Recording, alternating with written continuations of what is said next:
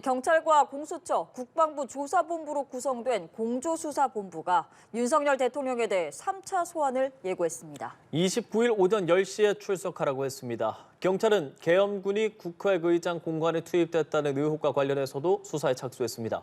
자, 취재기자 연결해 보겠습니다. 이화영 기자. 네, 공조부는 오늘 오후 윤 대통령에 대해 전자공문과 특급 우편을 통해 오는 29일 오전 10시 공수처로 출석해달라는 요구를 통지했습니다. 지난 18일 어제에 이어 세 번째 소환 요청인데요.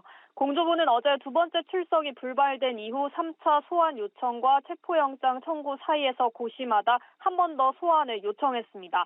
체포영장을 바로 청구하기보단 통상적인 수사 절차에 따라 3차 출석 요구를 한 것으로 보입니다.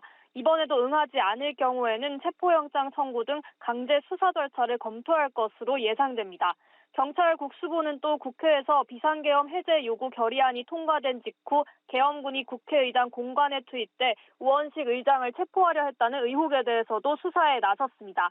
지난 24일 국회 사무처가 공개한 당시 CCTV 영상에는 군인 11명과 사복 차린 남성 2명 등 13명이 찍혔습니다.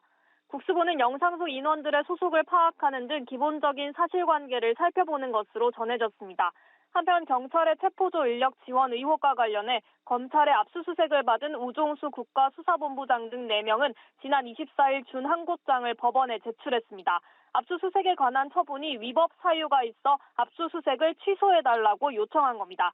관련 의혹을 두고 전창훈 국수본 수사기획과장은 당시 국회 수소 충전소 인근에 형사 61명이 있었고 인파 관리 지원 인력이었다고 설명했습니다.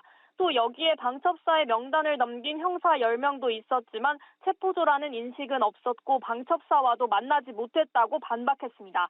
지금까지 경찰청 국가수사본부에서 전해드렸습니다.